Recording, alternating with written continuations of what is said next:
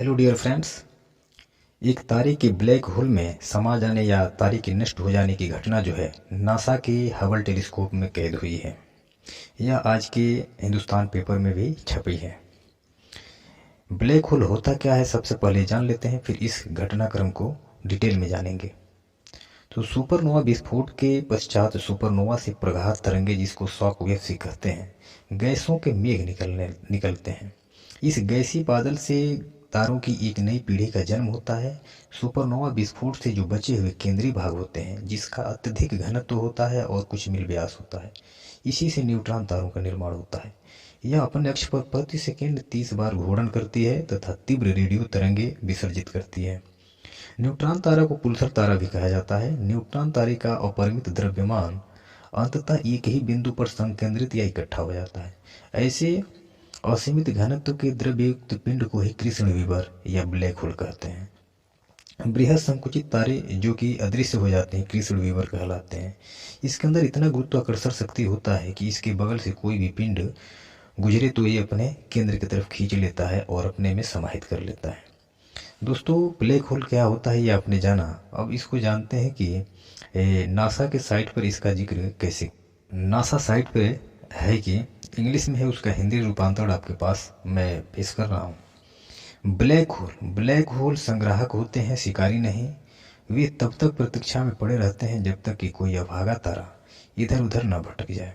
जब तारा पर्याप्त रूप से पास हो जाता है तो ब्लैक होल की गुरुत्वाकर्षण पकड़ इसे हिंसक रूप से अलग कर देती है और तीव्र विकिरण को बाहर निकालते हुए धीरे धीरे इसके गैसों को भस्म कर देती है।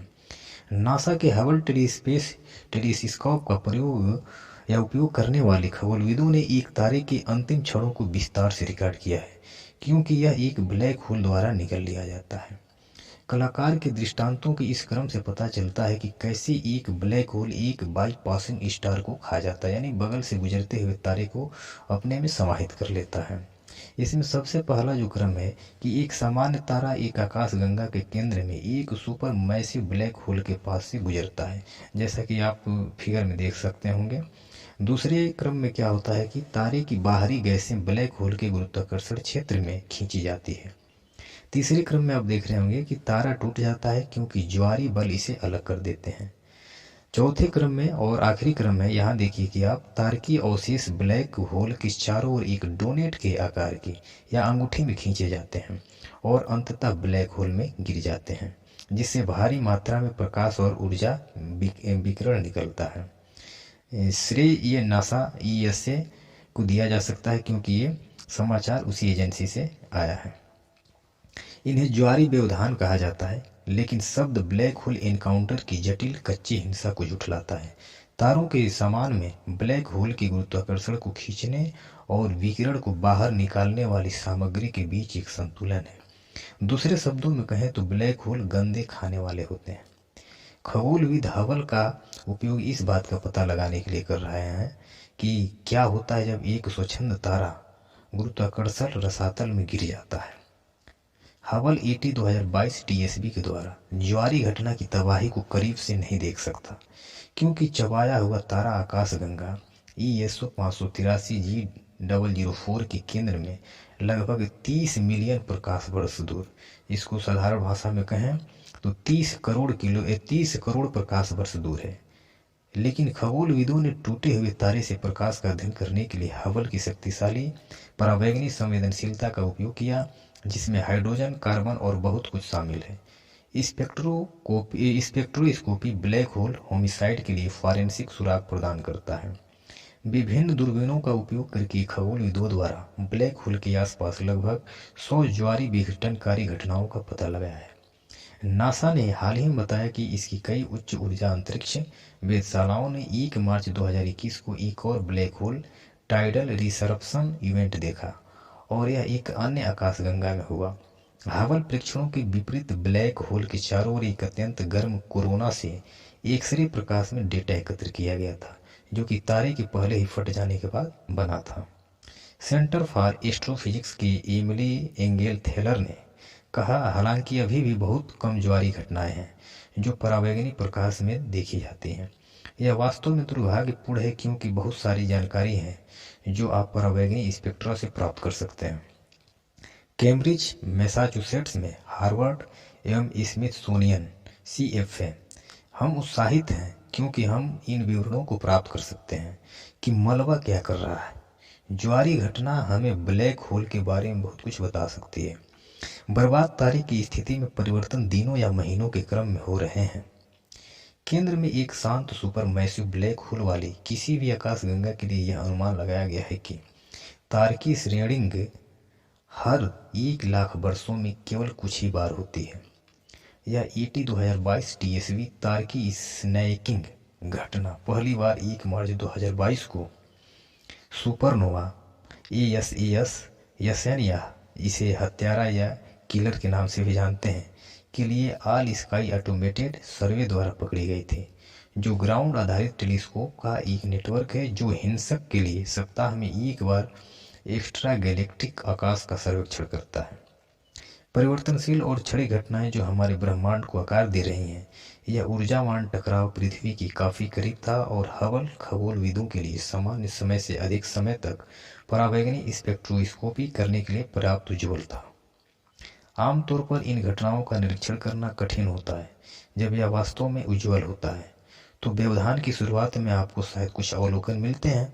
हमारा कार्यक्रम इस मायने में अलग है कि इसे 1 वर्ष में कुछ ज्वारी घटनाओं को देखने के लिए डिजाइन किया गया है कि क्या होता है। CFA के पीटर मैक्सिम ने कहा, हमने इसे काफी पहले ही देख लिया था कि हम इसे इन बहुत ही तीव्र ब्लैक होल अभिवृद्धि चरणों में देख सकते थे।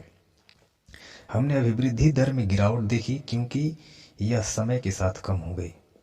हबल स्पेक्ट्रोस्कोपिक डेटा की व्याख्या गैस के बहुत चमकीले गर्म डोनट के आकार के क्षेत्र से आने के रूप में की जाती है जो कभी तारा था।